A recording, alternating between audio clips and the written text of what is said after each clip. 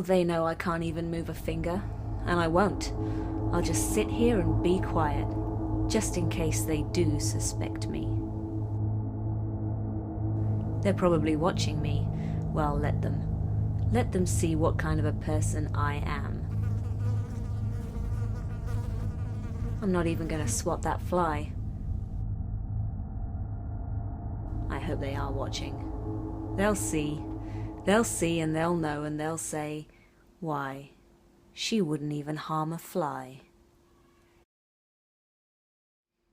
Hello everyone, welcome to GilbHub TV. I hope you like the Halloween opening there, something for October. High five to the Hitchcock. So despite what the title says, I'm not actually going insane.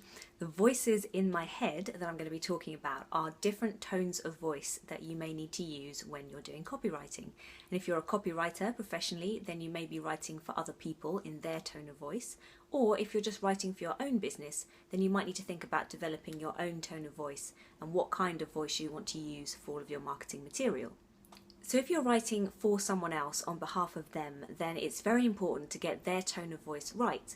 And that might be a person's tone of voice, or it might be a whole business's, a whole organization's tone of voice.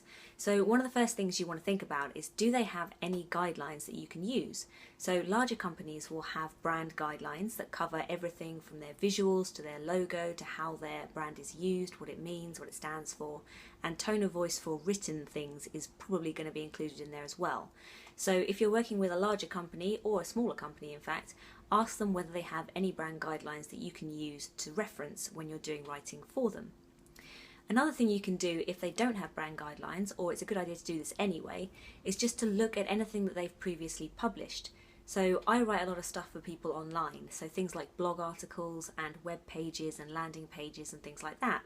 And if I have a client who's already got that kind of stuff online and they just need me to do some of it for them, I will go and I'll see what they've written already. And that's a really good way of getting a feel for their tone of voice and their rhythm and their flow and how they speak to their audience. And it's a good idea not just to look at this at the beginning of the project, but to keep referring back to it. Because it's very, very easy to slip out of a tone of voice, particularly if it's not the one that you would normally write with. So if you're writing for someone else, or even if you've put any thought into the tone of voice that you're going to be using for whatever reason, just keep checking back and referencing to whatever it is that you've used as a reference model as you go along. And if you read a little bit of something else they've written and then continue writing with yours, you're more likely to keep that same sort of flow and that kind of tone of voice as you go along. If you're writing for yourself and you're trying to figure out what your tone of voice is, you can think about whether you want to seem natural, as in how you would speak to someone, whether you want to sound more corporate. Do you want your business to have the same tone of voice that you personally have when you communicate with people? So these are all good things to think about. And then if you're writing and you feel that you're not expressing your own tone of voice accurately, a great thing you can do is to just say the words out loud. So you can just say it out loud as you're writing, so be like blah, blah, blah, blah, blah, blah, and then write it out. Or if it's a bigger piece and you want to be more structured with it, you could actually record yourself with your phone or an app or something, a microphone, and get a recording of what you want to say and then write it up. Now it might be that when you record into the microphone you're a bit more all over the place, your ideas are a bit more haphazard, and that's okay. You can use that, you can transcribe it out, and then you can edit it into something that looks good on the page. But that's a great way of just expressing your ideas before you have to write them, and it takes away that pressure of sitting there in front of the computer and thinking, oh, what am I going to say? And it's also a great way of picking up on nuances in the way that you talk, phrases you use, how often you use contractions, how often you don't. And these are all really good things to think about, whether you're writing for yourself or for someone else. So if you want to sound more casual, more informal, you might use things like contractions, which is when you have an apostrophe, so isn't instead of is not. Or if you want to sound more corporate and more professional, you might have the longer form of the sentence. You might also use phrases that are more colloquial. So again, a lot of corporate professional writing, you won't see colloquial phrases. You won't see things like ha ha or lol or something ness that isn't actually a real word. But if you look on people's blogs where they're writing more informally, you will get all of those things. So it very much depends. There's no real right or wrong. It just depends on the context that you're writing for. So if you want to be informal, you want to be cheeky, you want to be chatty, then write it that way, write it as you would say it. But just make sure that it's the appropriate place to have that kind of language. And if you're writing for someone else, always make sure that you're on the same page for what kind of style you're going to be using. So you don't want to have someone who's really corporate and really professional who wants you to represent their business, and you come in with your lols and your ruffles and all the rest of it, because that just won't be appropriate.